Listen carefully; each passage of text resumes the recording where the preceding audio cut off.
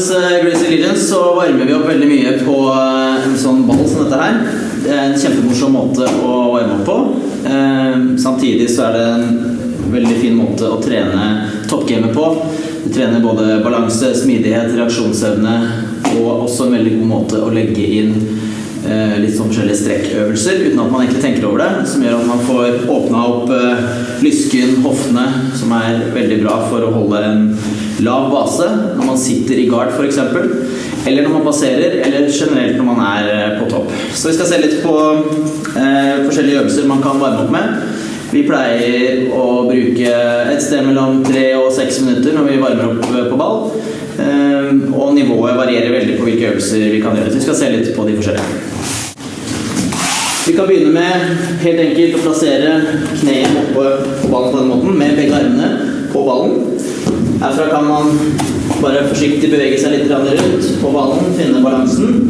Prøve å kjenne på det å flytte etter beinet som på ballen. Og hele tiden posisjonere seg riktig oppe på ballen her. Tenk hele tiden på basen, at beinet passer langt ifra ballen, at man ikke lener seg forover, ikke for langt bakover, og generelt holder en god posture her. Herfra så kan vi legge oss litt med å hoppe over til andre siden, fortsatt på kneet.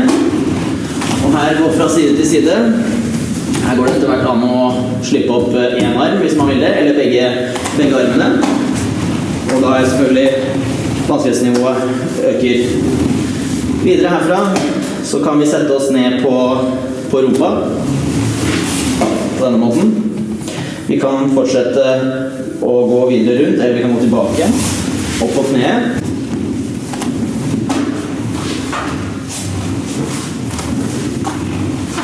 Eller vi kan gå videre ut i det som vi kaller for en sprawl. Herfra. Beina inn. Sprawler ut, opp på ballen. Og herfra kan vi fortsette å bevege oss rundt opp på ballen. Kjenne på balansepunktene her. Eller vi kan gå i en sprawl litt på siden på denne måten, noe som vi bruker veldig mye i jiu-jitsu, hvor du ligger på ene hoftekammen, bruker vekten gjennom hoften din ned mot motstanderen. Beinet godt ut, god balanse. Pass på å alltid være på tærne her, at man ikke blir liggende flatt og få kneet i bakken. Veldig viktig at man helt opp på tærne her.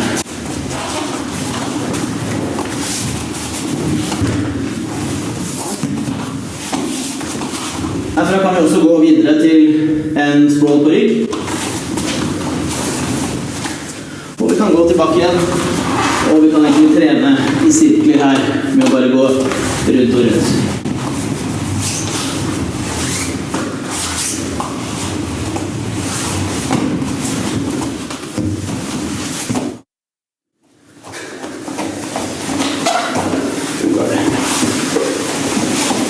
Ok, jeg skal bare kjapt vise litt hva disse øvelsene gått for. Ofte så gjør vi øvelser i både oppvarming og under trening, som kanskje elevene lurer litt på hva dette gått for. Så jeg bare skal kjapt vise litt hva de forskjellige øvelsene på ball gått for da, i faktisk sparring og trening. Så det første vi snakket om var dette med å få åpnet opp hoftene sine, åpnet opp lysken, og rett og slett få strekt nok på beina for å klare å åpne beina nok, slik at man får en lav nok base her. Det ekstremt viktig i jiu-jitsu. Hvis jeg blir sittende for høyt her, så blir jeg med en gang utsatt for angrep, sweeps og sånne ting. Så det å bare få basen sin ned noen centimeter her, og få rumpa, og klare å ha knærne i bakken, og fremover her, bredt, og samtidig klare å ha rumpa i bakken, det noe som kan ta noen år faktisk å klare å utvikle det ordentlig godt nok da. Trening på ballen hjelper veldig med det, synes jeg. Videre så har vi forskjellige andre bevegelser vi gjorde som kan se litt rare ut på ballen. Noe som vi ser igjen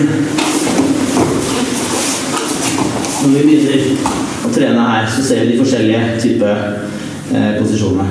Kom litt inn mot meg. Her har vi sprawl på siden. Det er viktig at jeg kan bevege meg rundt her.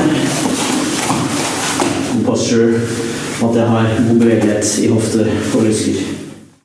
Ok, Ok, etter hvert som man begynner å få inn disse kalde basisbevegelsene på ballen, så det slett å bare begynne å leke seg litt med det, og legge de sammen i kalde 3 forskjellige nivåer og høyder, som da enten oppe her, eller sittende, eller nede i ullstrål.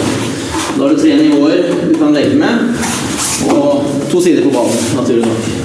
Da kan man chaine dette sammen på morsomme måter, og rett og slett være litt kreativ selv. Så her det fantasien setter grenser, og du har i hvert fall 6 grunnposisjoner som man kan leke med. Nå skal vi se litt videre på litt mer disse øvelsene som åpner opp hoften litt, balanse og slike ting, og også det som trener på bevegelighet i knærne våre. Da har vi først ren balansetrening på ballen her, og da begynner man igjen med bare å holde armene på ballen, og prøve å bare finne balansen her. Greit å tenke litt på hvor man sitter på ballen, at man ikke for langt bak. Her begynner man å falle ut bak, og man ikke kommer for langt fram. Etter hvert som du begynner å finne balansen, så det selvfølgelig å kanskje slippe en hånd, og etter hvert slippe 2 hender. Leke med balansen her. Videre så har vi en veldig god øvelse for å øve på bevegelighet i knærne våre.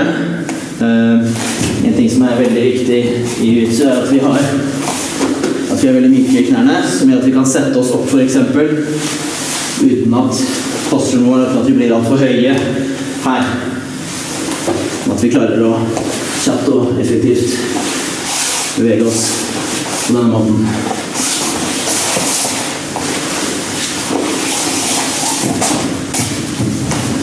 På ballen så har vi da en kombinert balanseøvelse og tøyøvelse for kneet som vi kan bruke.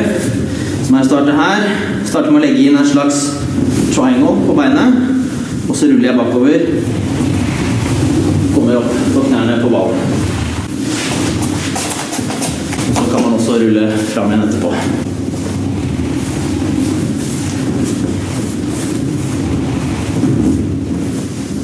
Her det selvfølgelig lov å bruke hendene for å holde balansen.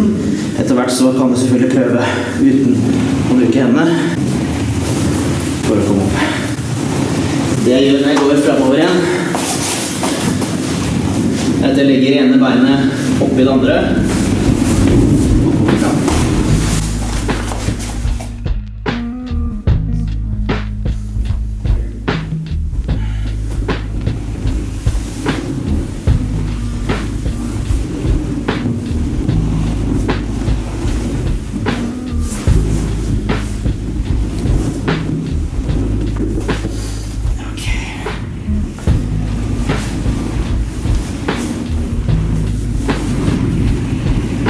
Vi vil også etter hvert lære viktigheten av å bruke foten som en hook.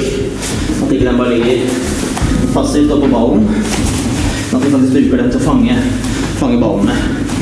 Det viktig i alle disse øvelsene. Ok, og så har vi en strekkøvelse for lysken vår og for hoftene. Den synes jeg veldig fin. Nå skal jeg bare først vise hvordan den vanskeligste varianten her, som her på ballen, beinet forover, og så la ballen komme ut mellom beina.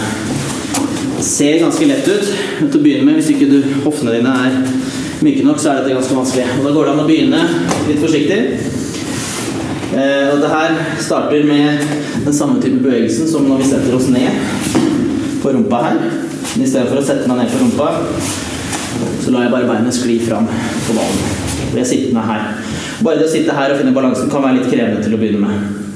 Herfra så vil jeg støtte meg på siden, legge kneet mitt i bakken, 2 armer i bakken, så skyver jeg meg selv bakover over ballen.